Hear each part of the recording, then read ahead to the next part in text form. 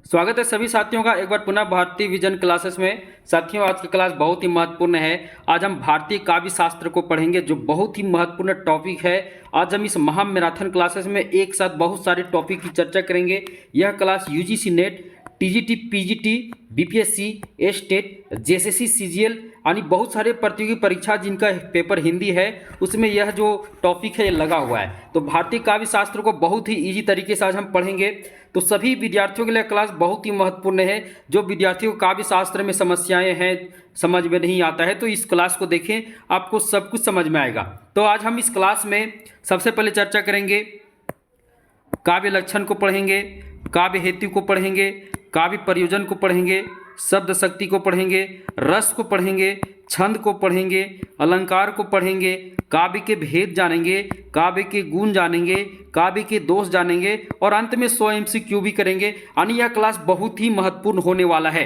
तो सभी साथी क्लास से जुड़ जाएंगे क्योंकि आज का क्लास सभी के लिए बहुत ही महत्वपूर्ण है। सबसे पहले हम चर्चा करते हैं, भारतीय काव्य शास्त्र की चर्चा करते हैं। तो काव्य से संबंधित विभिन्न प्रकार के पक्षों का अध्ययन करना ही काव्य शास्त्र कहलाता है। काव्य शास्त्र किसे कहते हैं? तो काव्य से संबंधित उसके जितने भी पक्ष हैं सभी पक्षों का अध्ययन करना ही क्या कहलाता है? तो काव्य शास्त्र कहलाता है। भारतीय काव्य शास्त्र संस्कृत काव्य शास्त्र से ही उत्पन्न हुआ। याद रखना, भारतीय जो काव्य शास्त्र है वो संस्कृत काव्य शास्त्र से ही उत्पन्न हुआ, उसी से प्रभाव होकर उत्पन्न हुआ है। वर्तमान में काव्य शास्त्र को ही साहित्य शास्त्र भी कहा जाता है। याद रखना, काव्य शास्त्र और साहित्य शास्त्र में कोई अंतर नहीं है, यानी काव्य शास्त्र को ही साहित्य शास्त्र कहा जाता है। काव्य के 2 प्रकार होते हैं। काव्य के कितने प्रकार होते हैं? तो 2 प्रकार, दृश्य काव्य और श्रव्य काव्य। इसको भी इस क्लास में आज हम देखेंगे, काव्य के प्रकार की भी चर्चा करेंगे। तो बहुत ही महत्वपूर्ण क्लास होने वाला है। एक ही क्लास में आपको इतना कुछ मिलने जा रहा है, तो क्लास को कोई इग्नोर न करना, वीडियो बढ़ाकर भी बिल्कुल मत देखना, क्योंकि यह जो क्लास इसमें आप अगर बढ़ाकर देखते तो आपको ही नुकसान है। चलिए आगे बढ़ते हैं।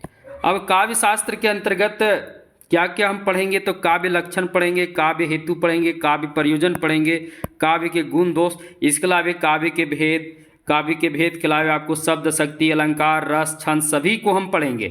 इत्यादि सभी पर इसमें चर्चा की जाती है, यानी काव्य शास्त्र के अंदर सभी की चर्चा होती है। मुख्य रूप से काव्य लक्षण की चर्चा होती है, काव्य हेतु, काव्य प्रयोजन, काव्य के गुण दोष इत्यादि का विचार वितर्क इसमें किया जाता है। भरत मुनि संस्कृत काव्य शास्त्र के प्रथम आचार्य माने जाते हैं। सभी टॉपिक आपके लिए महत्वपूर्ण है। भरत मुनि नाम तो सुने ही होंगे, तो भरत मुनि जो है वो संस्कृत काव्य शास्त्र के प्रथम आचार्य माने जाते हैं। नाट्य शास्त्र संस्कृत काव्य शास्त्र का प्रथम ग्रंथ है। याद रखना, नाट्य शास्त्र जो है वो संस्कृत काव्य शास्त्र का प्रथम ग्रंथ है, जिसके रचनाकार कौन है? तो भरत मुनि है। इसलिए भरत मुनि को संस्कृत काव्य शास्त्र का प्रथम आचार्य माना जाता है। और इनकी रचना जो नाट्य शास्त्र है वो संस्कृत काव्य शास्त्र का प्रथम ग्रंथ है। बहुत ही महत्वपूर्ण है, सभी टॉपिक आपके लिए महत्वपूर्ण है। यहाँ संस्कृत काव्य संप्रदाय के जितने भी प्रवर्तक है, ये भी प्रश्न इस बार झारखंड पीजीटी 2023 के एग्जाम में आ चुका है। संस्कृत काव्य संप्रदाय के प्रवर्तक ये मिलान करने वाला आया था, तो ये भी बहुत ही महत्वपूर्ण है। परीक्षा की दृष्टि से याद कर लेना। ध्वनि के कौन है? तो ध्वनि के आनंदवर्धन है। रस संप्रदाय के भरत मुनि है। अलंकार संप्रदाय के कौन है? तो भामा है। रीति संप्रदाय के कौन है? तो वामन है। और वक्रोक्ति संप्रदाय के कौन है? तो कुंतक हैं। ये सभी प्रवर्तक हैं। सभी क्या है? तो प्रवर्तक हैं। ध्वनि संप्रदाय के आनंदवर्धन प्रवर्तक हैं, रस के भरत मुनि, अलंकार के भामा, रीति के वामन और वक्रोक्ति के कुंतक। यानी ये भी बहुत महत्वपूर्ण है। सभी प्रतियोगी परीक्षा में कई बार ये आ जाता है, तो इसे आप याद कर लेंगे। अब हम आगे बढ़ते हैं, संस्कृत के प्रमुख काव्य शास्त्रीय ग्रंथों की चर्चा करते हैं। किसकी चर्चा करते हैं? संस्कृत के जितने भी प्रमुख काव्य शास्त्रीय ग्रंथ है इसकी हम चर्चा करते हैं। तो सबसे पहले नाट्य शास्त्र की चर्चा करते हैं। इसके रचयिता लेखक कौन है? तो भरत मुनि है। अब नाट्य शास्त्र जो है संस्कृत का प्रथम काव्य शास्त्रीय ग्रंथ है। एकक पंक्ति बहुत महत्वपूर्ण है। तो क्या है? तो संस्कृत का प्रथम नाट्य शास्त्रीय ग्रंथ है, काव्य शास्त्रीय ग्रंथ है। फिर दूसरा, नाट्य शास्त्र जो है वो पंचभेद भी कहा जाता है। नाट्य शास्त्र को एक और नाम क्या है? तो पंचभेद। याद रखना, नाट्य शास्त्र का एक और नाम क्या है? तो पंचभेद है। नाट्य शास्त्र में 36 अध्याय हैं। कितने हैं? तो नाट्य शास्त्र में कुल 36 अध्याय हैं। उसके अलावा नाट्य शास्त्र में 5000 श्लोक हैं। कितने श्लोक हैं? तो 5000। सभी महत्वपूर्ण है आपके लिए सभी टॉपिक। नाट्य शास्त्र में काव्य की आलोचना वाचिक अभिनय के प्रसंग में की गई है। नाट्य शास्त्र में काव्य की जो आलोचना की गई है वो किसके प्रसंग में? तो वाचिक अभिनय के प्रसंग में की गई है। इसके अलावा नाट्य शास्त्र में 10 गुण। कितने गुण? तो नाट्य शास्त्र में 10 गुण, 10 दोष और 4 अलंकार की चर्चा है। नाट्य शास्त्र में 10 गुण, 10 दोष और 4 अलंकार की चर्चा की गई। वो 4 अलंकार भी कौन कौन है? यमक अलंकार, उपमा अलंकार, रूपक अलंकार और दीपक अलंकार। ये 4 अलंकारों की चर्चा नाट्य शास्त्र में है। भरत मुनि ने रसों की संख्या कितनी मानी है? तो भरत मुनि ने अपने नाट्य शास्त्र में रसों की संख्या 8 मानी है। तो ये सभी पॉइंट आपके लिए महत्वपूर्ण है। अब आगे बढ़ते नाट्य शास्त्र को देख लिए। याद रखना प्रथम काव्य शास्त्रीय ग्रंथ है ये संस्कृत का प्रथम, और भरत मुनि प्रथम आचार्य हैं संस्कृत के। इतना बेहतर आपको, क्योंकि विभिन्न पुस्तकों को जितने भी प्रतियोगी परीक्षा से जुड़े हुए महत्वपूर्ण किताबें हैं, सभी किताबों से जितने महत्वपूर्ण पॉइंट थे सभी को लेकर आ गए हैं। यानी इस क्लास को पढ़ने के बाद जितने भी किताब आप प्रतियोगी परीक्षा के लिए मंगवाते हैं सभी किताबों से इसमें क्या है तो उसी से नोट्स तैयार किया गया है। अब काव्य अलंकार की चर्चा करते हैं। तो काव्य अलंकार के जो लेखक हैं वो कौन है? तो भामा है। कौन है? भामा है। यह 6 परिच्छेदों में व्यक्त है। इसमें कितने परिच्छेद हैं? तो 6 परिच्छेद या 6 अध्याय भी कह सकते हैं। भामा ने ही अलंकार को नाट्य शास्त्र से स्वतंत्र किया। याद रखना, नाट्य शास्त्र से अलंकार को क्या किया? स्वतंत्र करने वाले कौन है? तो भामा ही हैं। काव्य अलंकार के 6 जो परिच्छेद यानी अध्याय की हम जो चर्चा भी ऊपर किए हैं ये कौन कौन है इसकी भी यहाँ हम व्याख्या कर दिए हैं। तो देख लिए प्रथम परिच्छेद में क्या चीज़ की चर्चा है? तो प्रथम परिच्छेद में काव्य के साधन, लक्षण और भेद की चर्चा है। द्वितीय परिच्छेद में अलंकार का निरूपण किया गया है। तृतीय परिच्छेद में भी अलंकार निरूपण किया गया है। चतुर्थ में क्या है? तो 10 दोष निरूपण किया गया है। क्या किया गया है? 10 दोष निरूपण, 10 दोष निरूपण किया गया। पंचम में न्याय विरोधी दोष निरूपण किया गया। पंचम में क्या किया गया? तो न्याय विरोधी दोष निरूपण। और षष्ठ में क्या किया गया? शब्द शुद्धि का निरूपण किया गया है। तो याद रखना काव्य अलंकार भामा की रचना है और इसमें कितने परिच्छेद अध्याय हैं? तो 6 अध्याय हैं। अब आगे बढ़ते हैं। तीसरा काव्य शास्त्रीय ग्रंथ संस्कृत का महत्वपूर्ण काव्य शास्त्रीय ग्रंथ काव्यादर्श, क्योंकि यहीं से प्रतियोगी परीक्षा में प्रश्न अक्सर पूछते हैं। तो काव्यादर्श के रचनाकार कौन है? तो दंडी। इसमें कितने परिच्छेद हैं? तो 4 परिच्छेद है। परिच्छेद या अध्याय याद रखना दोनों में कोई अंतर नहीं है। तो परिच्छेद कहीं आपको अध्याय भी लिखा हुआ मिल सकता है, तो परिच्छेद या अध्याय दोनों में कोई अंतर नहीं है। श्लोकों की संख्या इसमें कितनी है? तो 650 के लगभग बताई गई है।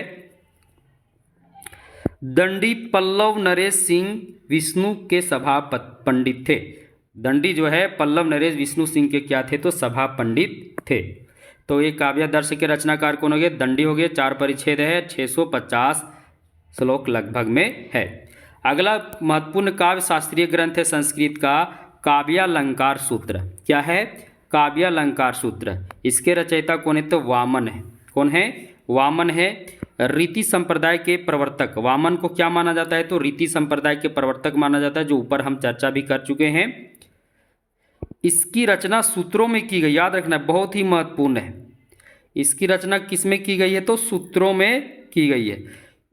इसमें सूत्रों की संख्या कितनी है? तो 319 है। सभी महत्वपूर्ण है। सूत्रों की संख्या 319 ये महत्वपूर्ण है। और परिच्छेद कितने हैं? इसमें 5 परिच्छेद हैं। कितने परिच्छेद हैं? 5 परिच्छेद हैं। यानी परिच्छेद हो गए 5 और सूत्रों की संख्या 319। वामन रीति काव्य की आत्मा। वामन जो है वो रीति को क्या मानते हैं? काव्य की आत्मा मानते हैं। याद रखना कौन सा संस्कृत पंडित विद्वान आचार्य रीति को काव्य की आत्मा मानता है? तो याद रखना वामन। वामन जो है वो रीति को जो है वो काव्य की आत्मा मानते हैं। अगला महत्वपूर्ण ग्रंथ है ध्वन्यालोक। इसके रचनाकार कौन है? तो आनंदवर्धन है। कौन है? आनंदवर्धन है। आनंदवर्धन सबसे पहले ध्वनि संप्रदाय के क्या हुए? तो प्रवर्तक हुए। क्या हुए? प्रवर्तक हुए। ध्वनि संप्रदाय के प्रवर्तक हुए। इसमें कितने अध्याय हैं? तो 4 अध्याय की चर्चा है। इसमें सूत्रों की व्याख्या है। इसमें भी किसकी व्याख्या है? तो सूत्रों की व्याख्या है। अगला काव्य शास्त्रीय ग्रंथ है वक्रोक्ति जीवितम। इसके रचनाकार कौन है? तो कुंतक हैं। इसमें कितने अध्याय हैं? 4 अध्याय हैं। यह रचना याद रखना कारिका एवं विरिति में रचित है। बहुत बार प्रश्न आ चुका है कि कौन सा काव्य शास्त्रीय ग्रंथ की रचना कारिका व विरिति में किया गया है? तो वक्रोक्ति जीवितम। कौन? तो वक्रोक्ति जीवितम। अगला महत्वपूर्ण काव्य शास्त्रीय ग्रंथ है काव्य प्रकाश। इसके रचनाकार कौन है? तो मम्मट हैं। इसमें कुल कितने अध्याय हैं? तो 10 अध्याय हैं। हम अभी बोले थे अध्याय और परिच्छेद। अध्याय और परिच्छेद में कोई अंतर नहीं है, दोनों को एक ही समझना। तो इसमें कितने अध्याय हैं? तो 10 अध्याय यानी 10 परिच्छेद हैं। यह जो ग्रंथ है वो ध्वनि विरोधी ग्रंथ है। कैसा ग्रंथ है? ध्वनि विरोधी ग्रंथ है। जिसको इसका पीडीएफ नोट्स चाहिए तो पीडीएफ जो है पीडीएफ नोट्स जो है भारती विजन क्लासेस पर अवेलेबल है। मेरा डिस्क्रिप्शन में मेरा नंबर भी दिया, वहाँ से हमसे मेरा नंबर से कांटेक्ट कीजिए। आपको हिंदी साहित्य के इतिहास से जितने भी महत्वपूर्ण टॉपिक है उससे रिलेटेड नोट्स चाहिए, वो भी हस्तलिखित नोट्स चाहिए तो आपको मिल जाएंगे। बहुत ही किफ़ायती यानी उसका जो कुछ प्राइस रखा गया बहुत ही कम प्राइस रखा गया क्योंकि बहुत मेहनत से बनाया गया है। इसके अलावा अभी झारखंड सीजीएल जो चल रहा है इसका कंप्लीट सिलेबस किसी को चाहिए हस्तलिखित नोट्स तो उपलब्ध है। इसके अलावा भारती विजन क्लासेस का टेलीग्राम पर टेस्ट भी हो रहा है। टेस्ट में जिसको भी शामिल होना है संपूर्ण हिंदी साहित्य से जो यूजीसी नेट से लेकर जितनी भी प्रतियोगी परीक्षा है, अगर आपका सिलेबस में हिंदी साहित्य का इतिहास लगा हुआ है तो आपके लिए टेस्ट क्लास भी महत्वपूर्ण है। तो नोट से भी चाहिए तो आप हमसे संपर्क कर सकते हैं और टेस्ट ज्वाइन करनी हो तो उसके लिए भी आप हमसे संपर्क कर सकते हैं। अगला काव्य शास्त्रीय ग्रंथ है चंद्रालोक। इसके रचनाकार कौन है? तो जयदेव हैं।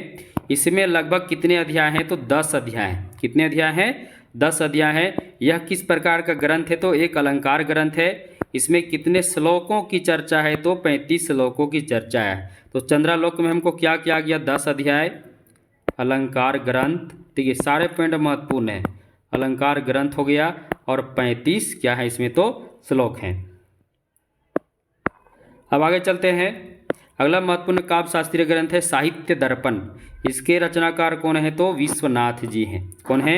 विश्वनाथ जी हैं। इसमें कितने अध्याय की चर्चा है? तो 10 अध्याय की चर्चा है। इसके अलावा अन्य काव्य शास्त्रीय ग्रंथ काव्यालंकार संग्रह उद्भट की है। काव्यालंकार रुद्रट की है। देखिए काव्यालंकार यहाँ रुद्रट की भी चर्चा हुई है। काव्य मीमांसा राजशेखर की है। तंत्रालोक अभिनव गुप्त की है। वक्रोक्ति जीवितम किसका है? तो कुंतक जी का है। कवि कंठाभरण किनका है? तो क्षेमेंद्र का है। काव्यानुशासन किनका है? तो हेमचंद्र जी का। ये बहुत महत्वपूर्ण है, कई बार प्रतियोगी परीक्षा में पूछ चुका है इससे प्रश्न। एकावली किनका है? विद्याधर जी का। नाट्य दर्पण विद्यानाथ का। रस गंगाधर पंडित जगन्नाथ का है। दशावतार चरित्र क्षेमेंद्र का है। नाट्य दर्पण विद्यानाथ जी का ही है। और एक और है अलंकार सर्वस्व रुह्यक की है। ये भी सभी क्या है? तो संस्कृत के महत्वपूर्ण काव्य शास्त्रीय ग्रंथ है। ये सभी संस्कृत के काव्य शास्त्रीय ग्रंथों की चर्चा किए। अब हम आगे बढ़ते हुए चर्चा करते हैं। अब काव्य लक्षण से चलते हैं। काव्य लक्षण को बहुत ही बेहतर तरीके से समझने का प्रयास करेंगे। सबसे पहले देखिए काव्य लक्षण किसको कहते हैं। अलग अलग तरीके से हम आपको इसकी परिभाषा देने का प्रयास किए हैं, अलग अलग तरीके से समझाने का प्रयास किए हैं। सबसे पहले किस प्रकार दिए? तो काव्य को परिभाषित करना ही क्या कहलाता है? काव्य लक्षण कहलाता है। यानी जिस प्रकार हम किसी चीज़ को परिभाषित करते हैं, मान लो आलू है या फिर आम है, बोलते यह आम है, इसको खाया जाता है, बहुत ही मीठा होता है ना। साल भर में एक बार गर्मी का मौसम, या कह सकते हैं कि उस गर्मी का मौसम में ही लगभग आता है। तो इस सब की चर्चा करते हैं। उसी प्रकार काव्य भी जब लिखी जाती है उसको परिभाषित करना ही क्या कहलाता है, काव्य लक्षण कहलाता है। एक प्रकार से समझिए एक संज्ञा हम लेते हैं ना। देखिए हम इसी तरीके से आपको समझाने का प्रयास कर रहे हैं। तो कैसे बोलते हैं कि किसी व्यक्ति, वस्तु, स्थान इत्यादि के नाम को ही क्या कहते हैं, संज्ञा कहते हैं। तो उसको भी परिभाषित कर रहे हैं, संज्ञा किसे कहते हैं। उसी प्रकार काव्य को परिभाषित करना ही क्या कहलाता है, तो काव्य लक्षण कहलाता है। याद रखना, परिभाषित करना ही क्या कहलाता है, काव्य लक्षण कहलाता है। यानी कुछ ऐसा कठिन ये नहीं, इसको समझना ही है। फिर देखिए एक और तरीके से आपको बताने का प्रयास किए हैं। विभिन्न विद्वानों द्वारा काव्य की अलग अलग परिभाषा देना ही काव्य लक्षण कहलाता है। जितने भी विद्वान हैं सभी अपने अपने अनुसार काव्य की परिभाषा दिए हैं। तो विभिन्न विद्वानों द्वारा काव्य की अलग अलग परिभाषा देना ही क्या कहलाता है, काव्य लक्षण कहलाता है। अब यहाँ चर्चा करते, सबसे पहले हम चर्चा करेंगे संस्कृत के विद्वानों का काव्य लक्षण, यानी संस्कृत के जो विद्वान थे उनका काव्य लक्षण क्या है, यानी वो किस प्रकार काव्य की परिभाषा दिए हैं, इसकी चर्चा करते हैं। तो संस्कृत के जो विद्वान थे उन्होंने काव्य की परिभाषा मुख्यतः 3 आधार पर किए हैं। कितने आधार पर, 3 आधार पर। एक शब्द और अर्थ के आधार पर, दूसरा शब्द के आधार पर, और तीसरा रस और ध्वनि के आधार पर। यानी 3 आधार पर संस्कृत के काव्य शास्त्र काव्य लक्षण दिए, अर्थात काव्य की परिभाषा दिए हैं। तो शब्द और अर्थ के आधार पर किस प्रकार का परिभाषा दिए हैं, यानी शब्द और अर्थ के आधार पर इसको इस प्रकार भी लिखा जा सकता है, शब्दार्थ के आधार पर। किसके आधार पर, शब्दार्थ के आधार पर। अब देखते हैं कौन कौन विद्वान शब्द और अर्थ के आधार पर काव्य की परिभाषा दिए हैं। सबसे पहले भामा क्या कहते हैं, शब्दार्थों सहितो काव्यम। भामा क्या बोलते हैं, शब्दार्थों सहितो काव्यम। रुद्रट क्या बोलते हैं, नन्नु शब्दार्थो काव्यम। क्या बोलते हैं, नन्नु शब्दार्थो काव्यम। उसके बाद वामन जी किस प्रकार बोलते हैं, वामन जी कहते हैं काव्य शब्दार गुणालंकार संस्कृतयो का शब्दार्थयो। उसके बाद आनंद वर्धन क्या बोलते हैं, शब्दार्थ शरीरम तावतका वयम। उसके बाद देखिए कुंतक जी क्या बोलते हैं, थोड़ा संस्कृत के शब्द है, शब्दार्थों सहितो वक्र कवि व्यापार शालिनी। ये कौन बोलते हैं, तो कुंतक बोलते हैं क्या, शब्दार्थों सहितो वक्र कवि व्यापार शालिनी। मम्मट क्या बोलते हैं, तदतोषो शब्दार्थो सगुणवलंकृति पुनः क्वापि। ये कौन बोलते हैं, तो मम्मट जी बोलते हैं। विद्याधर किस प्रकार बोलते हैं, काव्य की परिभाषा अर्थात किस प्रकार देते हैं, यानी काव्य लक्षण किस प्रकार बताएं, शब्दार्थो वपुरस्य शब्दार्थ वपु अस्तावतः काव्यम। ये कौन बोलते हैं, तो विद्याधर बोलते हैं। यानी विद्याधर इस प्रकार काव्य की परिभाषा दिए हैं। एक बार फिर समझ ले, काव्य लक्षण मतलब काव्य की परिभाषा। अब चलते हैं शब्द के आधार पर संस्कृत के आचार्य किस प्रकार अपना परिभाषा दिए, काव्य लक्षण दिए हैं। तो दंडी क्या बोलते हैं, शब्द के आधार पर। किसके आधार पर, शब्द के आधार। उधर देखिए शब्द और अर्थ, इसमें सिर्फ शब्द के आधार पर। शरीरम तावदिष्टार्थ वयचि छना पदावली। ये कौन बोलते हैं, तो दंडी बोलते हैं। जवदेव क्या बोलते हैं, निर्दोषा लक्षणवती सरिति गुण भूषणा। ये कौन बोलते हैं, जयदेव बोलते हैं। जगन्नाथ क्या बोलते हैं, रमणीयार्थ प्रतिपादक शब्द काव्यम। ये कौन बोलते हैं, तो जगन्नाथ जी ये काव्य की परिभाषा दिए हैं। अब आगे देखिए हेमचंद्र किस प्रकार काव्य लक्षण दिए, यानी काव्य की परिभाषा दिए हैं। अदोषो सगुणो सालंकारो च शब्दार्थो काव्य। ये कौन दिए हैं, तो हेमचंद्र जी काव्य लक्षण दिए, अर्थात काव्य की परिभाषा दिए हैं। अब तीसरा चर्चा करते हैं संस्कृत आचार्यों द्वारा रस और ध्वनि के आधार पर किस प्रकार काव्य की परिभाषा यानी काव्य का लक्षण बताया गया है। तो विश्वनाथ जी बोलते हैं वाक्यम रसात्मकम काव्यम। वाक्यम रसात्मकम काव्यम। ये कौन बोलते हैं, विश्वनाथ जी बोलते हैं। जबकि भोजराज क्या बोलते हैं, निर्दोषम गुणवक्ता वयमलम कार्य लंकृतम रसान्विति रसावित। ये कौन बोलते हैं? तो रसावित ये भोजराज बोलते हैं। थोड़ा लंबा लंबा एक ही में इतना सारा कुछ डाला हुआ है, तो ये इसको समझने के लिए है। तो ये संस्कृत के आचार्य जो अपने अपने आधार पर रस के आधार पर, रस और ध्वनि के आधार पर बोला गया, शब्द के आधार पर बोला गया है और शब्दार्थ के आधार पर काव्य की परिभाषा दिया गया है। तो ये हो गया संस्कृत के आचार्यों द्वारा। अब चलते मध्यकालीन आचार्य यानी मध्यकालीन कवि आचार्य, यानी मध्यकाल में कवि भी हुए और आचार्य भी हुए। उनका काव्य लक्षण क्या रहा, अर्थात वे किस प्रकार काव्य की परिभाषा दिए। काव्य लक्षण मतलब काव्य की परिभाषा। तो सबसे पहले चर्चा करते हैं केशव दास की। नाम तो सुने ही होंगे, रीतिकाल के महत्वपूर्ण कवि हैं। तो केशव दास ने क्या कहा है? यद्यपि सुजाति सुलक्षणी सुब्रन सरस। याद रखना, बहुत ही महत्वपूर्ण पंक्ति है। कई बार पूछता है किनका पंक्ति है, तो केशव दास की है। इसके बाद चिंतामणि क्या बोलते हैं? सगुण अलंकारन सहित दोष रहित जो होई। ये कौन बोलते हैं? तो चिंतामणि जी, यानी चिंतामणि की परिभाषा है। कुलपति मिश्र का काव्य लक्षण क्या है? दोष रहित अरु गुण सहित कछुक अल्प। ये किनका है? तो कुलपति मिश्र जी का परिभाषा है। भिखारी दास क्या बोलते हैं? रस कविता को अंग भूषण है भूषण सकल। ये कौन बोलते हैं? तो भिखारी दास जी का ये परिभाषा है, काव्य लक्षण है। तो ये आधुनिक काल के हो, मध्यकाल को, ये मध्यकाल जो आपका आप जान ही रहे, मध्यकाल जो चला था, मध्यकाल का समय सीमा जो भी रहा, भक्ति काल से लेकर रीतिकाल तक जो समय सीमा मध्यकाल का रहा। अब चलते हैं आधुनिक कालीन कवि विद्वानों द्वारा। तो आधुनिक काल के जो कवि विद्वान है वो काव्य लक्षण क्या दिए हैं? बार बार हम एक ही चीज़ को रिपीट कर रहे हैं। काव्य लक्षण मतलब काव्य की परिभाषा, यानी विभिन्न विद्वानों द्वारा काव्य की जिस प्रकार परिभाषा दिया गया वो हो गया काव्य की परिभाषा। एक प्रकार से हम किसी चीज़ की आलोचना करते हैं कि किस प्रकार इसका होना चाहिए निर्माण, सब अपने अपने आधार पर जिस प्रकार करता है, तो वही चीज़ हो गया काव्य की परिभाषा। तो आगे चलते हैं। अब आधुनिककालीन कवि विद्वानों का काव्य लक्षण क्या है, यानी उन्होंने काव्य की परिभाषा किस प्रकार देने का प्रयास किया है।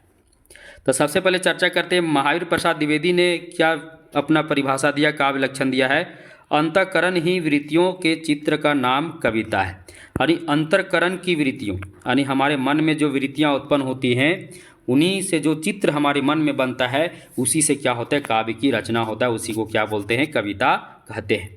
अब आचार्य रामचंद्र शुक्ल जी क्या कहते हैं? हम उधर संस्कृत के आचार्य देखें तो वो सारे आचार्य थोड़ा संस्कृत में थे, तो थोड़ा समझ में नहीं आ रहा था क्या वो कहना चाह रहे हैं, परंतु अब आधुनिक काल में आ गए तो निश्चित आपको पूरा समझ में आएगा। अब रामचंद्र शुक्ल जी बहुत ही विख्यात आपके लेखक आचार्य हैं। तो उन्होंने क्या कहा है? जिस प्रकार आत्मा की मुक्तावस्था ज्ञान दशा कहलाती है, बहुत ही महत्वपूर्ण पंक्ति याद रखिएगा, परीक्षा में कई बार आ चुका है। जिस प्रकार आत्मा की मुक्तावस्था ज्ञान दशा कहलाती है, उसी प्रकार हृदय की यह मुक्तावस्था रस दशा कहलाती है। क्या कहलाती है? रस दशा कहलाती है, और उसी रस दशा से काव्य का निर्माण होता है। अब डॉक्टर नगेंद्र जी क्या कहते हैं? रसात्मक शब्दार्थ ही काव्य है। क्या बोलते हैं? रसात्मक शब्दार्थ ही क्या है? काव्य है। महादेवी वर्मा जो विख्यात कवित्री हैं छायावाद की, कविता कवि विशेष की भावनाओं का चित्रण है। वो क्या बोलती है? कविता जो है कवि विशेष की भावनाओं का चित्रण है। अर्थात जो कवि होता है कविता में अपनी भावनाओं को क्या करता है? उजागर करता है, अपनी ही भावनाओं को क्या करता है? काव्य की पंक्ति बनाता है। ये महादेवी वर्मा का मानना है। प्रेमचंद काव्य के बारे में क्या बोलते हैं? प्रेमचंद तो काव्य से जुड़े हुए नहीं थे, वो साहित्य से जुड़े हुए थे। चलिए हम उनको भी ले लिए हैं। तो साहित्य के बारे में क्या कहते हैं? साहित्य जीवन की आलोचना है। साहित्य क्या है? तो जीवन की एक आलोचना है। महावीर प्रसाद द्विवेदी जी क्या बोलते हैं? ये भी महत्वपूर्ण पंक्ति है, परीक्षा में कई बार ये भी आ चुका है। ज्ञान राशि के संचित कोश का नाम क्या है? साहित्य। वो बोलते हैं ज्ञान राशि के संचित कोश का नाम क्या है? साहित्य है। अब सुमित्रा नंदन पंत जी क्या बोलते हैं? कविता हमारे परिपूर्ण क्षणों की क्या है? वाणी है। सुमित्रा नंदन पंत की ये है, कविता जो है हमारे परिपूर्ण क्षणों की क्या है? वाणी है। तो ये सभी आधुनिक कालीन कवि विद्वान थे जिन्होंने काव्य की परिभाषा दी। तो हम इसमें काव्य लक्षण में याद रखना, काव्य लक्षण में किसकी चर्चा है? तो काव्य की परिभाषा की चर्चा है। है ना, काव्य की परिभाषा जो विभिन्न विद्वान अपने अपने आधार पर काव्य की परिभाषा दिए हैं, तो इसमें आपको कुछ विद्वानों का काव्य परिभाषा याद रखना है, इन पंक्तियों को याद रखना है, क्योंकि कई बार परीक्षा में ये पंक्तियाँ आती हैं। चलिए अब हम आगे बढ़ते हैं।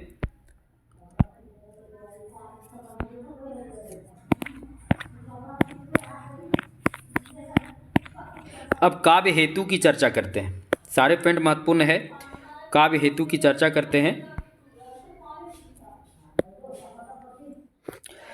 हम काव्य लक्षण को परिभाषा में समझे कि उसको परिभाषा दिया गया विद्वानों द्वारा। अब काव्य हेतु को देखो, समझना है, इसका मतलब होता है कारण। क्या होता है? कारण। समझने का कोशिश कीजिएगा, यानी हम कविता लिखते हैं तो उसका कारण क्या होता है, समझ रहे ना। उसमें देखिए कविता की परिभाषा दिया गया, काव्य लक्षण अर्थात कविता की परिभाषा। अब कविता लिखने के कारण क्या है, देखिए इसको समझिए। काव्य का अर्थ, कविता और हेतु का अर्थ। काव्य का अर्थ क्या है? कविता। ध्यान दीजिएगा, थोड़ा सा इसको ऐसे पढ़िएगा। काव्य का अर्थ है कविता और हेतु का अर्थ है कारण। काव्य का अर्थ क्या है? कविता, और हेतु का अर्थ क्या है? कारण। अर्थात किसी व्यक्ति में काव्य रचना करने के लिए उत्पन्न कारणों को काव्य हेतु कहा जाता है। यानी किसी व्यक्ति के अंदर, यानी उसके हृदय में काव्य रचना करने के लिए जो कारण उत्पन्न होते हैं, अर्थात उस व्यक्ति के मन में जो कारण आते हैं कि हमको क्यों लिखना है, कविता को रचना वो क्यों करता है, कुछ ना कुछ कारण आते हैं, उसके मन में कोई भाव आता है, तो वही भाव, वही कारण होता है। तो उस वही उत्पन्न कारण क्या कहलाता है? काव्य हेतु कहलाता है। समझ रहे हैं ना। काव्य हेतु मतलब कविता हम जब लिख रहे हैं तो क्या कारण है, क्यों लिख रहे हैं। तो हर कवि कुछ न कुछ उद्देश्य लेकर ही उसको लिखता है, यानी कुछ कारण रहता है, बिना कारण के तो कोई नहीं लिखता। ऐसा नहीं कि हम चलो आज हम एक कविता लिखते हैं, ऐसा थोड़ी कि हम कविता लिखते हैं कह दिए तो लिखना शुरू किए, तो ऐसा नहीं है कि आज कविता लिख ही देंगे, ऐसा नहीं है। कुछ न कुछ कारण होनी चाहिए, और वो कवि के मन में जब कोई कारण उत्पन्न होता है वही कारण क्या बन जाता है? कविता बन जाता है। और उसी कारण को ही क्या कहते हैं?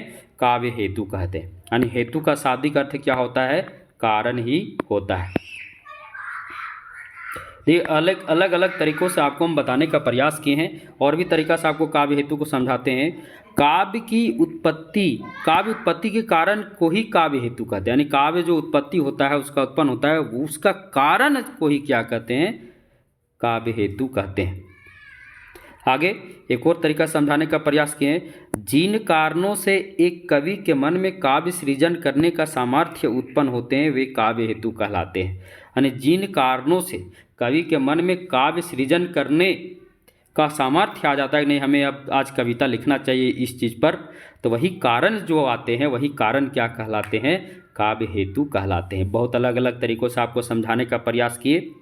आगे देखिए, भारतीय काव्य शास्त्र, जिसको संस्कृत काव्य शास्त्र ही कहा जा सकता है, में मुख्यतः 3 काव्य हेतुओं को माना गया है। कितने काव्य हेतुओं को माना गया है? तो 3 काव्य हेतुओं को माना गया। अर्थात काव्य हेतु कितनी है? तो 3। पहला प्रतिभा, प्रतिभा यानी शक्ति, दूसरा व्युत्पत्ति यानी निपुणता, और तीसरा अभ्यास यानी प्रयत्न। तीनों की चर्चा एक करके करते हैं।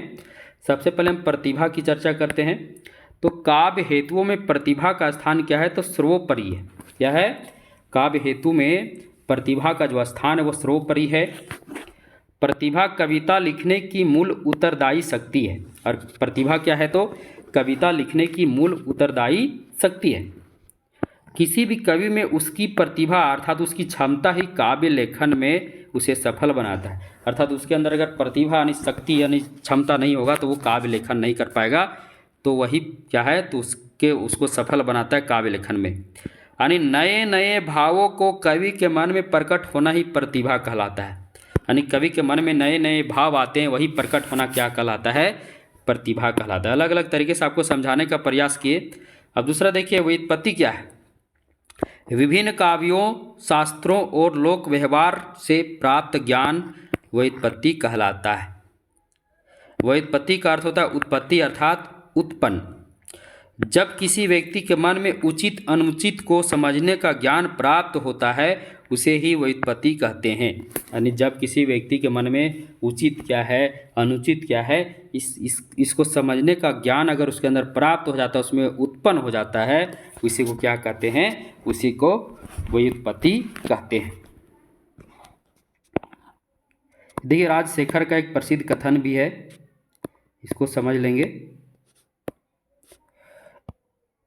उचितानुचित विवेको व्युत्पत्ति, ये राजशेखर द्वारा कहा गया है। अब हम आगे चर्चा करते हैं अभ्यास की। तो अभ्यास के बारे में तो आपको बताने की आवश्यकता नहीं, आप तो खुद ही जानते हैं। किसी भी काव्य रचना के लिए बार बार प्रयत्न करना ही अभ्यास कहलाता है। ऐसे भी किसी कार्य को करने के लिए बार बार अब हम प्रयत्न करते रहते हैं, वही क्या कहलाता है? अभ्यास कहलाता है। यानी बार बार कोशिश करते रहना ही क्या कहलाता है? अभ्यास कहलाता है। कहा जाता है कि बार बार प्रयत्न करने से, बार बार अभ्यास करने से क्या होता है? हम किसी भी कार्य को बहुत बेहतर तरीके से संपन्न करते हैं। निरंतर प्रयास करते रहना ही अभ्यास है। ये किसने कहा है? तो राजशेखर ने कहा है। राजशेखर जी ने कहा है निरंतर प्रयास करते रहना ही क्या है? अभ्यास है। आचार्य मंगल ने अभ्यास को काव्य हेतु का मूल माना है। याद रखना, आचार्य मंगल एक आचार्य हैं, उन्होंने अभ्यास को ही क्या माना? काव्य हेतु का क्या माना है? तो मूल माना है। संस्कृत काव्य शास्त्र में काव्य हेतुओं का निरूपण करने वाले आचार्य निम्नलिखित हैं। कुछ आचार्यों की चर्चा करते हैं जिन्होंने संस्कृत काव्य शास्त्र का निरूपण किया है, तो सभी की चर्चा हम यहाँ कर लेते हैं। सबसे पहले आचार्य, थोड़ा सा रुक जाइएगा, टेलीग्राम पर टेस्ट हो रहा है जिसके कारण बार बार मैसेज आ रहा है, उसको थोड़ा बंद कर लेते हैं। चलिए, तो सबसे पहले चर्चा करते हैं संस्कृत काव्य शास्त्र में काव्य हेतुओं का निरूपण करने वाले आचार्य कौन कौन है, कौन किन किन कवियों ने काव्य हेतु के बारे में काव्य हेतु चर्चा किए हैं। तो सबसे पहले भामा ने क्या माना है? तो प्रतिभा को माना है। क्या माना है? प्रतिभा को माना है। काव्य हेतु मतलब क्या बताए थे? अभी हम आपको बताए थे काव्य हेतु का मतलब क्या होता है। अभी बताए थे आपको हम, काव्य हेतु का मतलब काव्य लिखने के कारण, यानी कौन से कारण, यानी कारण समझना है। तो कुछ आचार्य हैं, उन्होंने अपना अपना कारण बताएं, काव्य हेतु बताएं। सबसे पहले भामा ने क्या बोला? प्रतिभा चाहिए। क्या चाहिए? काव्य लिखने के लिए प्रतिभा की आवश्यकता होती है। दंडी कहें तो प्रतिभा, शास्त्र ज्ञान और अभ्यास, ये तीनों चीज़ों की आवश्यकता होती है काव्य लिखने के लिए। इसके बाद देखिए रुद्रट जी ने क्या कहे हैं? शक्ति, व्युत्पत्ति और अभ्यास, ये तीनों माने हैं। ये तीनों जब तक नहीं होगी काव्य की रचना नहीं होती। तीनों कारण हैं काव्य रचना के लिए। इसके बाद हैं कुंतक ने शक्ति, व्युत्पत्ति और अभ्यास को क्या माना है? काव्य का हेतु माना है। वामन लोक व्यवहार, विद्या और प्रकीर्ण को क्या माना है? काव्य का हेतु माना है। मम्मट शक्ति, निपुणता और अभ्यास, ये तीनों को क्या किए हैं? तो काव्य का हेतु माने हैं। अब यहाँ बहुत ही महत्वपूर्ण, इसको समझ लो। भामा, हेमचंद्र और जगन्नाथ ने केवल प्रतिभा को ही काव्य का हेतु विवेचन किया। अर्थात भामा, हेमचंद्र और जगन्नाथ, ये तीनों ने केवल प्रतिभा को ही काव्य का हेतु माने हैं। अब है विभिन्न संस्कृत आचार्यों द्वारा काव्य हेतु की परिभाषा, यानी कुछ संस्कृत आचार्य काव्य हेतु के बारे में परिभाषित किए हैं। सबसे पहले भामा जी ने क्या कहे हैं? काव्यम तु जायते जातु कस्यचित प्रतिभावतः, ये कौन बोले हैं? तो भामा जी बोले हैं। जगन्नाथ का काव्य हेतु के संबंधित क्या परिभाषा है? तस्य च कारणम कविगता केवलाम प्रतिभा। उसके बाद जयदेव, श्रुति और अभ्यास सहित प्रतिभा ही क्या है? तो काव्य हेतु है। जयदेव कहते हैं श्रुति अर्थात व्युत्पत्ति और अभ्यास सहित प्रतिभा ही क्या है? काव्य, यानी वह प्रतिभा जिसमें व्युत्पत्ति भी हो और अभ्यास हो, उससे जुड़ा हुआ जो प्रतिभा है वही क्या है? काव्य है। बहुत ही बढ़िया बताने का प्रयास किए हैं। अब हम चर्चा करते तीसरा महत्वपूर्ण टॉपिक काव्य प्रयोजन की। हम सबसे पहले काव्य लक्षण की चर्चा किए, उसमें हम बताए कि उसमें चर्चा क्या किए? काव्य की परिभाषा, यानी काव्य की परिभाषा विभिन्न विद्वानों द्वारा जो दिया गया वही काव्य लक्षण कहलाया। काव्य हेतु में क्या चर्चा किए? काव्य लिखने के कारण क्या क्या है उसकी चर्चा हुई। अब हम काव्य प्रयोजन पर चलते हैं। काव्य प्रयोजन का अन्य नाम क्या है? तो साहित्य प्रयोजन भी है। काव्य रचना करने का उद्देश्य ही काव्य प्रयोजन है। हम अपने तरीके से आपको एक बताते हैं। मान लो एक किसान है, किसान है, किसान जो टमाटर रोप रहा है, क्या रोप रहा है? टमाटर। वो टमाटर रोप रहा है तो टमाटर लगाया है अपने खेत में, तो उसका कुछ उद्देश्य है। उसका उद्देश्य क्या है? टमाटर से क्या करेंगे? टमाटर जब फल जाएगा तो इससे हम पैसा कमाएंगे, यानी इसे बाज़ार में बेचेंगे, और जब बाज़ार में बेचेंगे तो इससे हमारे पैसे होंगे। तो पैसे कमाने के उद्देश्य से एक किसान टमाटर आदि अन्य बहुत सारी फसलों को लगाता है, जिससे वो पैसे कमाने के बारे में सोचता है। इसके अलावा जितने भी लोग हैं जो अपने अपने तरीके से अपने काम को करते हैं, सभी किसी न किसी तरह से पैसा कमाने के उद्देश्य से ही क्या करते हैं? काम को करते हैं। तो यहाँ भी काव्य रचना करने का भी कोई ना कोई उद्देश्य होता है, यानी काव्य को लिखकर उससे अगर कोई फल नहीं मिलेगा, लिखने से हमको कोई लाभ प्राप्त नहीं होगा, तो फिर वैसा काव्य लिखने से हमें कोई फायदा नहीं है। अर्थात यहाँ समझ लीजिए कि यहाँ उद्देश्य का अर्थ है लाभ है। समझ लीजिएगा, कवि यहाँ जो बताया गया काव्य रचना करने का उद्देश्य ही काव्य प्रयोजन कहलाता है। तो उद्देश्य क्या है? तो यहाँ उद्देश्य का अर्थ लाभ, अर्थात हम काव्य रचना कर रहे हैं तो उसका हमें कोई लाभ मिलेगा या नहीं। अर्थात मान लो हम अगर समाज के लिए कोई कविता की रचना कर रहे हैं और समाज के लोग उसको पढ़कर अगर उससे प्रभावित हो गए, तो समझिए कि हमारा काव्य लिखना सफल रहा। तो वही चीज़ यहाँ बताया गया है, उद्देश्य का अर्थ लाभ होता है, अर्थात काव्य रचना से प्राप्त होने वाले लाभ को ही क्या कहते हैं? काव्य प्रयोजन कहते हैं। अर्थात हम कविता लिखते हैं और कविता लिखने के बाद हमें उससे जो लाभ मिलता है, चाहे वो आर्थिक लाभ मिले या फिर मतलब कोई खुश होकर हमें कुछ दे, या फिर उस कविता को जब वह कविता जब जनता तक गई और जनता उसे पढ़कर उससे प्रभावित हुआ, यानी समाज में कुछ बदलाव आया, जो गलत राह की ओर जा रहे थे उसमें कुछ बदलाव आया, वही क्या हुआ? काव्य प्रयोजन। समझ रहे हैं ना? काव्य प्रयोजन अर्थात काव्य लिखने का उद्देश्य। हर आदमी कोई भी कार्य को करता है, कुछ न कुछ उद्देश्य होता है। जैसे आप लोग पढ़ रहे हैं, सभी विद्यार्थी पढ़ रहे हैं, आपका भी एक उद्देश्य है। आपका उद्देश्य है कि क्या करना है? आपका उद्देश्य है हमें नौकरी करना है। क्या करना है? नौकरी करना है। तो आप इसीलिए पढ़ रहे हैं। फिर भी हम अलग अलग तरीके से आपको बताने का प्रयास किए। काव्य के आधार पर हमें जो कुछ प्राप्त होता है उसे ही क्या कहते हैं? काव्य प्रयोजन कहते हैं। अलग अलग तरीके से, परंतु सब में बात वही है, काव्य के आधार पर हमें जो कुछ प्राप्त होता है, अर्थात काव्य लिखने पर हमें जो कुछ प्राप्त होता है वही क्या है? काव्य प्रयोजन है। काव्य की रचना करने का उद्देश्य निम्नलिखित होते हैं। क्या क्या उद्देश्य तो है उसे भी हम समझाने का प्रयास करेंगे। तो काव्य को लिखने के उद्देश्य अर्थात काव्य प्रयोजन जो है निम्नलिखित है। क्या? सबसे पहले फल प्राप्ति के लिए, यश प्राप्ति के लिए, व्यवहारिक ज्ञान प्राप्ति के लिए, अमंगल का नाश करने के लिए, आनंद प्राप्ति के लिए, उपदेश देने के लिए। ये सभी क्या है? काव्य लिखने के उद्देश्य हैं। फल प्राप्ति के लिए, यानी कुछ हमें फल मिले। फल मतलब ऐसा नहीं केला सेब अंगूर, ये नहीं। फल अर्थात समझ रहे, आपको समझाने की आवश्यकता नहीं है।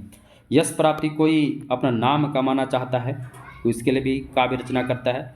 कुछ लोग व्यवहारिक ज्ञान प्राप्ति के लिए, अर्थात वे व्यवहारिक ज्ञान देने का प्रयास करते हैं लोगों को। कुछ लोग अमंगल का नाश करने के लिए वैसे रचना करते हैं जिसमें सत्य पर असत्य की विजय हो। जैसे आपका रामचरितमानस है, रामायण है, महाभारत है।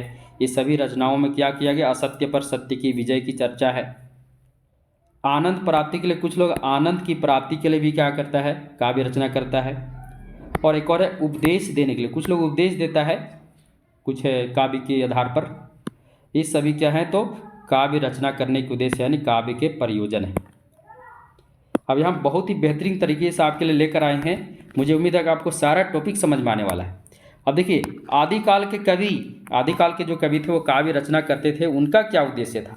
तो आदिकाल के कवि का उद्देश्य था अर्थ अर्थात धन प्राप्ति के लिए काव्य रचना करते थे। वे जो थे वो धन प्राप्ति के लिए अर्थात वो काव्य रचना इसलिए करते थे, यानी वो काव्य रचना करते थे, उसके बदले में उनको क्या मिलता था? स्वर्ण मुद्राएं मिलता था, तो इसलिए वो रचना करते थे। अब भक्तिकाल के कवि काव्य रचना क्यों करते थे? तो भक्तिकाल के कवि धर्म और मोक्ष के लिए क्या करते थे? काव्य रचना करते थे। धर्म और मोक्ष के लिए काव्य रचना करते थे। और तो और भक्तिकाल के कवि समाज के लिए भी काव्य रचना किए हैं। जैसे कबीरदास, उनका काव्य रचना समाज के लोगों को सही रास्ते पर ले जाना था। अब चलते रीतिकाल के कवि। ऐसे भी रीतिकाल के कवि आदिकाल के कवि ज़्यादा अंतर नहीं है। ये भी राजाश्रित थे और ये भी राजाश्रित थे, राजा के आश्रय में रहा करते थे। तो अर्थ यानी धन प्राप्ति के लिए क्या करते थे, काव्य रचना करते थे। यानी रीतिकाल के कवि भी अपने राजा का बढ़ा चढ़ाकर प्रशंसा करते थे, है ना, और उसके बदले उनको क्या मिलता था, धन मिलता था। आदिकाल के भी कवि वैसा ही थे, तो दोनों में कोई अंतर नहीं था। यही काव्य का उद्देश्य है। हम बोले ना, एक कवि हम कोई रचना करता है तो उससे उसको लाभ चाहे जिस प्रकार मिले, चाहे उनको आर्थिक लाभ मिले, धन का लाभ, या फिर उस कविता को पढ़कर लोग उसको क्या करें, फायदा ले, मतलब लोग कविता को पढ़े और लोगों को उससे कुछ न कुछ ज्ञान मिले, ये भी उद्देश्य रहता है। अब आधुनिक काल के कवि का काव्य रचना करने का उद्देश्य क्या था, यानी काव्य का प्रयोजन क्या था, तो वो समाज में एकता, काम,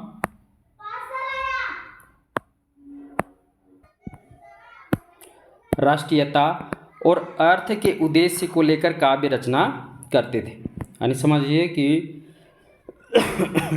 जो आधुनिक काल के कवि थे उनका काव्य रचना करने का उद्देश्य क्या था, तो उनका उद्देश्य था समाज में एकता लाना, समाज के लोगों को काम के प्रति जागरूक करना, समाज में राष्ट्रीयता लाना, और अर्थ का भी उद्देश्य रहा होगा। तो ये सभी को लेकर वो क्या करते थे, काव्य रचना करते थे। अब हम आगे चर्चा करते हैं। संस्कृत के जो आचार्य हुआ करते थे, संस्कृत के आचार्य यश प्राप्ति के लिए काव्य रचना करते थे, यानी अपना सम्मान प्राप्ति के लिए, अपना मान सम्मान के लिए। आगे है रामचरितमानस जैसी रचनाएं अमंगल का नाश करने हेतु रचे गए।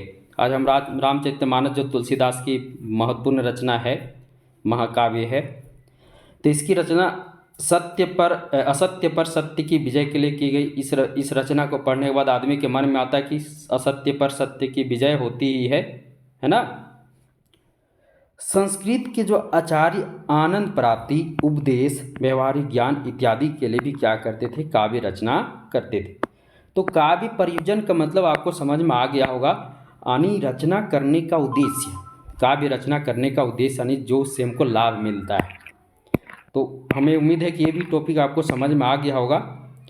अब चर्चा करते हैं कि संस्कृत के जो आचार्य थे इनका काव्य रचना करने का जो उद्देश्य था वो क्या रहा होगा। तो भरत मुनि धर्म, यश, आयु साधक, हितकर, लोक व्यवहार, ये सभी को उद्देश्य लेकर काव्य रचना किए। वामन कृति और प्रीति को लेकर काव्य रचना किए। भोजराज भी कृति और प्रीति को उद्देश्य लेकर काव्य रचना किए। रुद्रट पुरुषार्थ, विपत्ति निवारण, रोग मुक्ति को क्या लेकर, तो उद्देश्य लेकर क्या किए, काव्य रचना किए।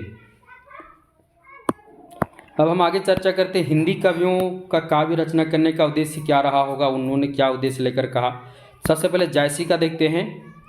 जायसी कहते हैं, ओ मन जानी कवित अस कीन्हा, मक्कू यह रहे जगत मह चीन्हा। अर्थात मैंने काव्य रचना इसलिए की है कि मैं रहूं या न रहूं, परंतु मेरा निशान जग में रहे। ये उद्देश्य लेकर उन्होंने क्या किया, काव्य रचना किया। कबीरदास, तुम जिन जानो गीत है यह निज ब्रह्मा विचार।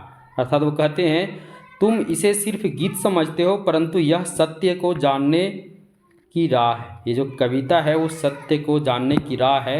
ये कौन कहे, तो कबीरदास।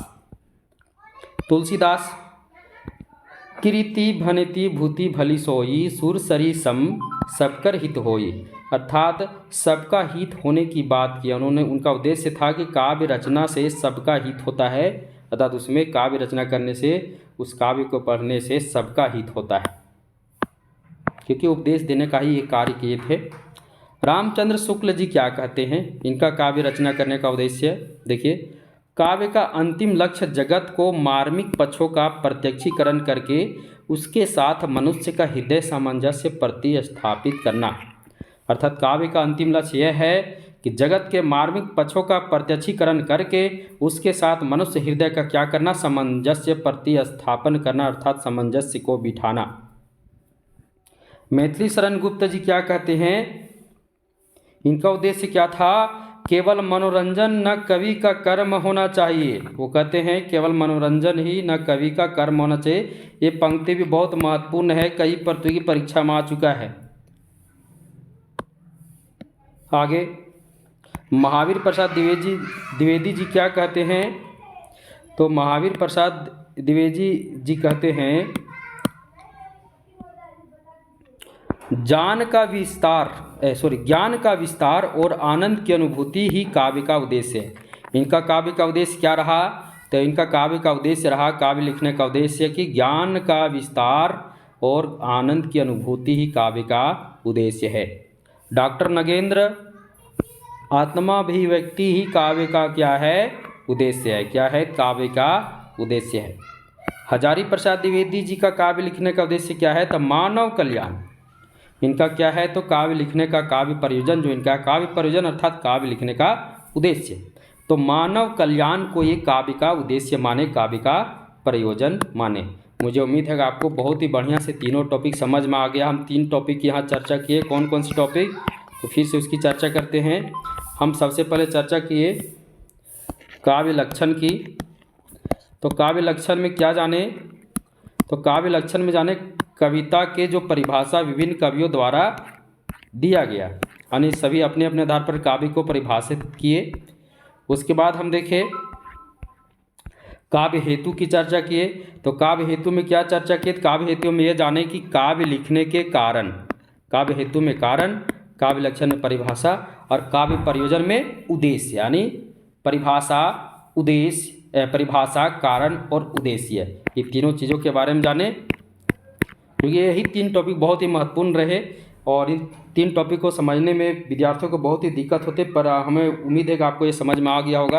अब हम आगे चर्चा करते हैं शब्द शक्ति की।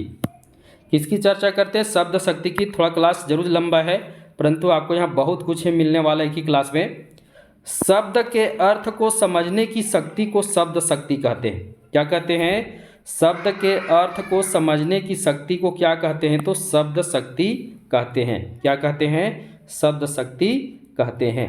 आसान अर्थ में वह शक्ति जिसके द्वारा हम किसी भी वाक्य या काव्य में प्रयुक्त पदों अर्थात शब्दों का अर्थ समझ लेते हैं, उसे क्या कहते हैं? शब्द शक्ति कहते हैं। अर्थात हम कविता पढ़ते हैं और उसका अर्थ अगर हम समझ रहे हैं तो वह कौन सी शक्ति है, अर्थात जिस शक्ति के द्वारा हम उसका अर्थ समझ रहे हैं वही क्या है? शब्द शक्ति है। अब यहाँ पद की भी चर्चा की है। दो पद और शब्द,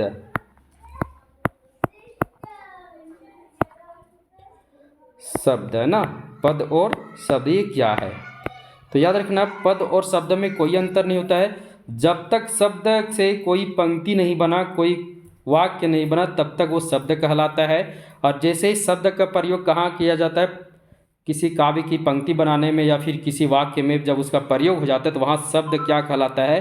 पद कहलाता है। तो शब्द शक्ति समझ गए, यानी हम किसी भी शब्द को समझने के लिए, मान लो बोले कुत्ता, तो हम तुरंत कैसे समझ गए? क्योंकि कोई तो शक्ति जो काम कर रहा है। तो जिस शक्ति द्वारा हम किसी भी शब्द के अर्थ को समझ लेते हैं वह क्या कहलाता है? शब्द शक्ति कहलाता है। देखिए हम बहुत बेहतर तरीके से आपको यहाँ बताएंगे। शब्द शक्ति के 3 प्रकार की चर्चा है। सबसे पहले इसको शॉर्ट में जानेंगे। पहला अभिधा, दूसरा लक्षणा, तीसरा है व्यंजना। तीसरा क्या है? तो तीसरा है व्यंजना, शब्द शक्ति। अब देखिए जो बिना कोई परेशानी के समझ में आ जाए, यानी वह शब्द जो बिना कोई परेशानी के समझ में आ जाए, समझिए वहाँ कौन सा शब्द शक्ति काम कर रहा है?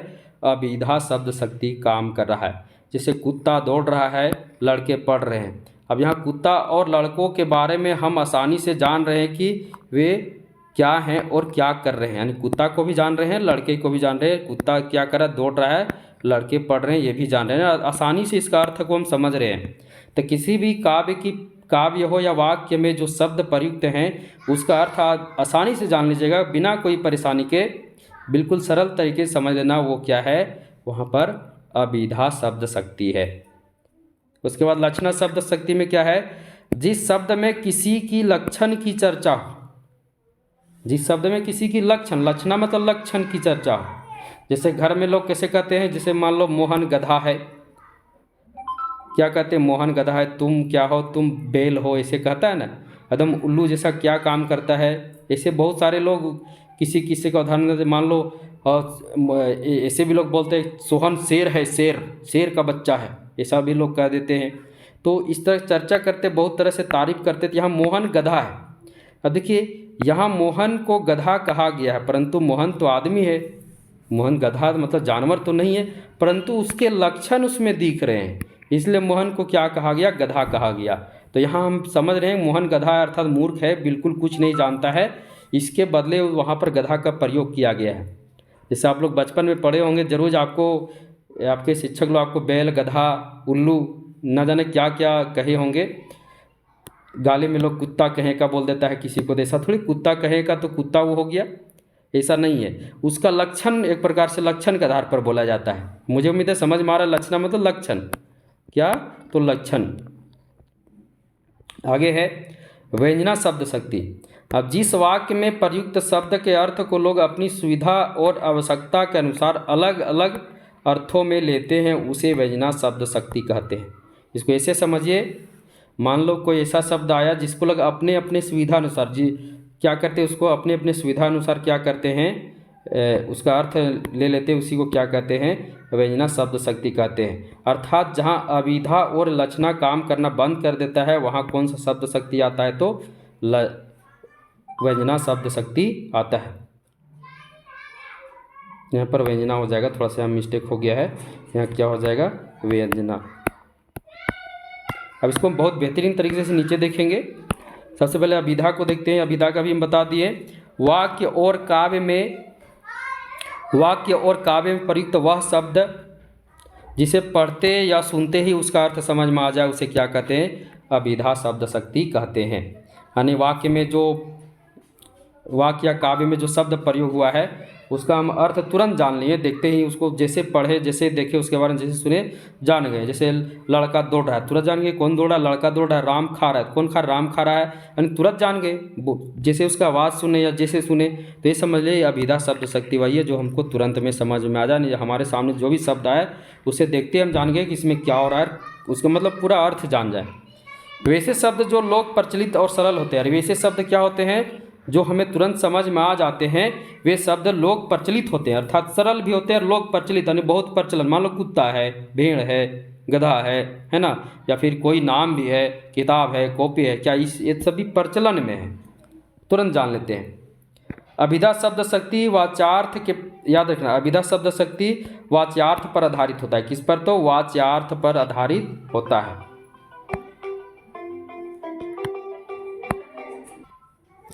अब यहाँ कुछ उदाहरण को देखते हैं, तो हमको उम्मीद है कि उदाहरण से आपको और ज़्यादा क्लियर होगा। राम किताब पढ़ रहा है, गाय घास खा रही है, मोहन पटना जाएगा। अब यहाँ तीनों वाक्य में प्रयुक्त शब्दों का अर्थ हम आसानी से समझ रहे हैं, क्या नहीं समझ रहे हैं, बिल्कुल आसानी से समझ रहे हैं। अब काव्य की पंक्ति भी देख लेते हैं, हम वाक्य से देखें, अब काव्य की पंक्ति से समझते हैं। वीर तुम बढ़े चलो, धीर तुम बढ़े चलो, इसे क्या समझ रहे हैं, वीरता यानी किसी को कहा जा रहा है तुम बढ़े चलो, तुम बढ़े चलो यानी किसी को कहा जा रहा है, यानी आराम से समझ रहे हैं। तुम्हारी यह दंतुरित मुस्कान, ये भी एक काव्य की पंक्ति है, मृतकों में डाल देती है जान, तो इसको भी हम समझ रहे हैं बहुत ही आसानी से। तीन काव्य पंक्तियों में प्रयुक्त शब्द का अर्थ हम आसानी से समझ में आ रहा है। समझ लीजिए यहाँ कौन सा है, यहाँ अभिधा शब्द शक्ति है। अब अभिधा शब्द शक्ति तीन प्रकार के होते हैं। कितने प्रकार के होते हैं, तीन प्रकार के होते हैं।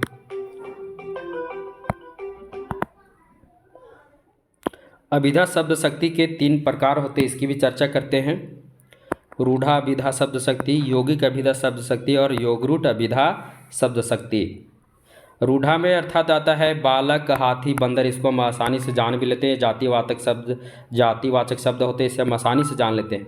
यौगिक में पाठशाला, महावीर, ये संयोग से बने हुए शब्द होते हैं। योगरूढ़ में जैसे जलज, दशानन है ना, ये भी जान लेते हैं। दशानन अर्थात रावण,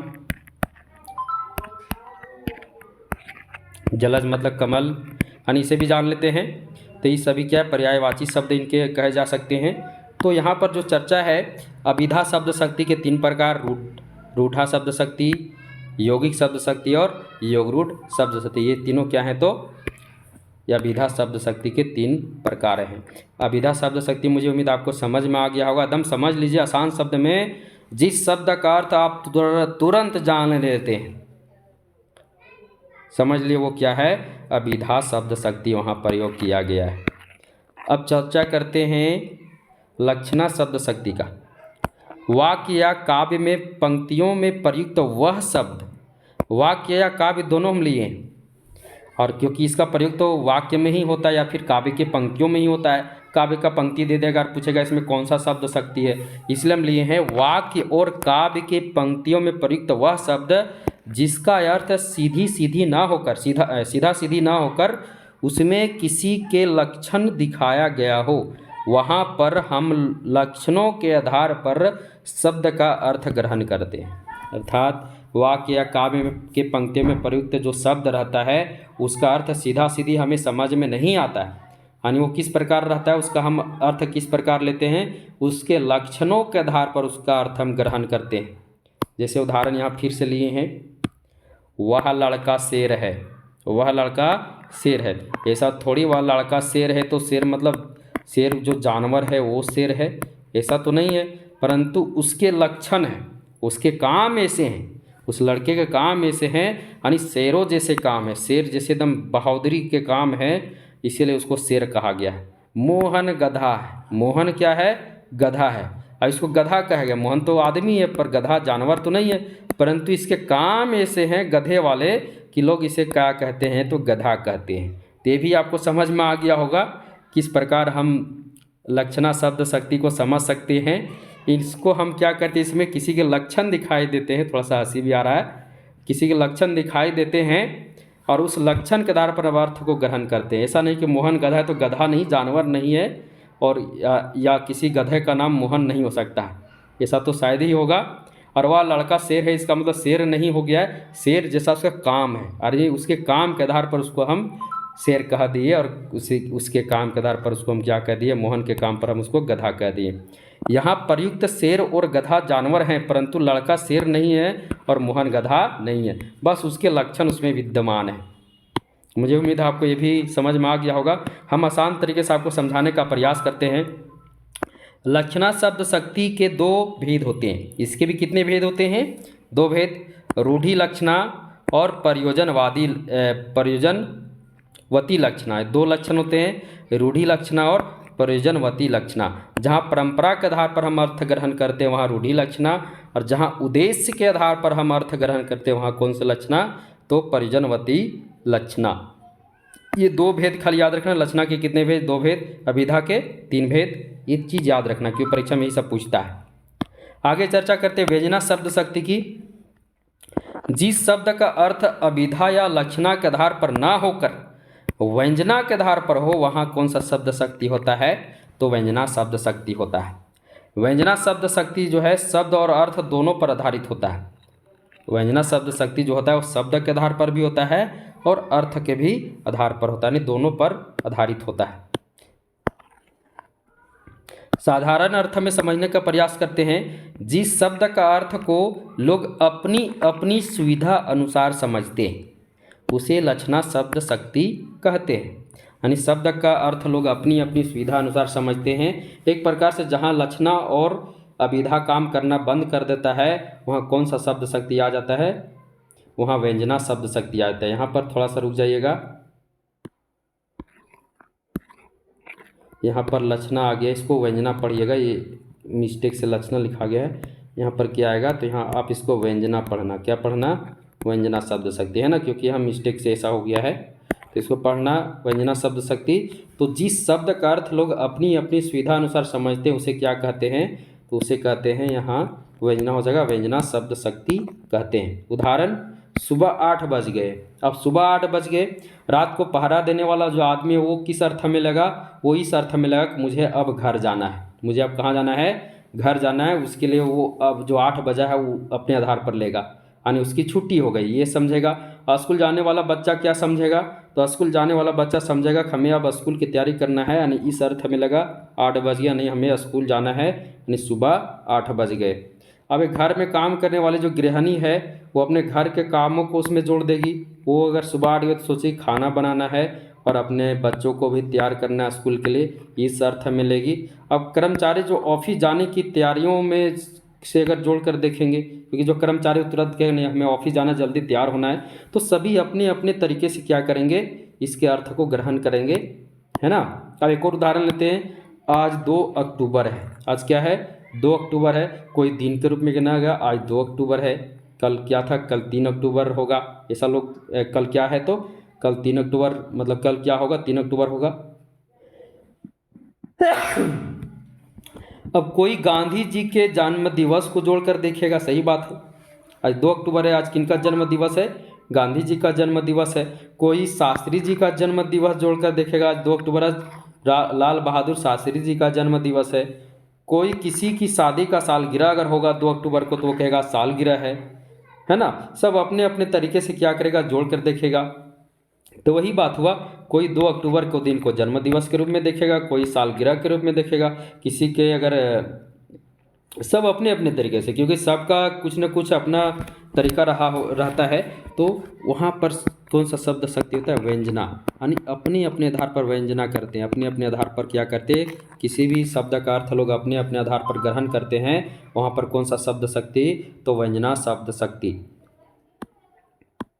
व्यंजना शब्द शक्ति के कितने भेद हैं? तो 2 भेद हैं, एक शाब्दी व्यंजना और एक अर्थी व्यंजना। यानी शब्द के आधार पर हम अर्थ ग्रहण करते हैं अपने अपने तरीके से। इसमें बार बार हम ला रहे हैं अपने अपने तरीके से। तो वहाँ कौन सा शब्द शक्ति? वहाँ पर शाब्दी व्यंजना शब्द शक्ति, शाब्दी व्यंजना शब्द शक्ति। और जहाँ अर्थ के आधार पर हम अपने अपने तरीके से उसका अर्थ ग्रहण करते हैं तो वहाँ कौन सा शब्द शक्ति? तो वहाँ आर्थी व्यंजना शब्द शक्ति। मुझे उम्मीद है कि वीडियो बहुत लंबी हो रही है, तो इसका पार्ट 2 भी हम लेकर आएंगे। यानी जितना टॉपिक हम शुरुआत में चर्चा किए थे उसका जो दूसरा पार्ट 2 है वो बहुत जल्द 2 से 3 दिनों के अंदर आपके भारतीय विजन क्लासेस वीडियो जो क्लास है इस ग्रुप में आ जाएगी। तब तक के लिए सभी को धन्यवाद। मुझे उम्मीद है कि यह वीडियो क्लास आपको बहुत ही अच्छा लगा होगा। हम आसान तरीके से आपको बताने का प्रयास किए। जो विद्यार्थी अभी तक भारतीय विजन क्लासेस को सब्सक्राइब नहीं किए वो सब्सक्राइब कर देंगे और बेल आइकन को भी क्लिक कर देंगे और जितना हो सके शेयर करेंगे, क्योंकि आप जितना शेयर कीजिएगा उतने सारे विद्यार्थियों के पास जाएगा। क्योंकि इतना सरल तरीके से आपको कहीं नहीं समझाया जा सकता। हम बहुत बेहतरीन तरीके से आपको समझाने का प्रयास किए। साथ ही साथ आपको PDF नोट्स चाहिए इसका तो वो भी मिल जाएगा। और इसके अलावा आपको अगर Bharatiya vision classes Telegram test group में ज्वाइन करनी है तो डिस्क्रिप्शन में मेरा नंबर दिया हुआ, वहाँ से हमसे जुड़ें। क्योंकि प्रतिदिन टेलीग्राम पर 200 प्रश्नों का टेस्ट हो रहा है जिसका फी आपको वहाँ बता दिया जाएगा। आप हमसे डायरेक्ट कांटेक्ट कर सकते हैं या फिर व्हाट्सएप में कांटेक्ट कर सकते हैं। और आपको PDF नोट्स संपूर्ण हिंदी साहित्य का टॉपिक वाइज चाहिए वो भी भारतीय विजन क्लासेस पर उपलब्ध है। आप हमसे कांटेक्ट कीजिए, डायरेक्ट कीजिए नंबर के द्वारा। हम आपको व्हाट्सएप में PDF में प्रोवाइड करेंगे। उसके कुछ चार्जेस है जो आपको देने होंगे। अब बहुत ही कम चार्जेस में आपको बहुत ही बेहतर तरीके से संपूर्ण हिंदी साहित्य का नोट्स मिल जाएगा। तब तक के लिए सभी को आप धन्यवाद। अगला वीडियो बहुत जल्द लेकर आएंगे इसका पार्ट 2। तब तक सभी लोग इसको एक बार, अगर आपको नहीं समझ में आए 2 बार पढ़िए, 3 बार पढ़िए। निश्चित आपको इस वीडियो क्लास को पढ़ने के बाद जो भारतीय काव्य शास्त्र से संबंधित आपको समस्याएं हमेशा रही है वो समस्याएं दूर जाएगी। चलिए सभी को धन्यवाद। आज नवमी है तो सभी को दुर्गा नवमी की भी हार्दिक शुभकामनाएं। और कल दशहरा है तो कल तो मेला ही लगेगा, तो सभी लोग मेले में जाना। आज वीडियो पूरा देख लेना।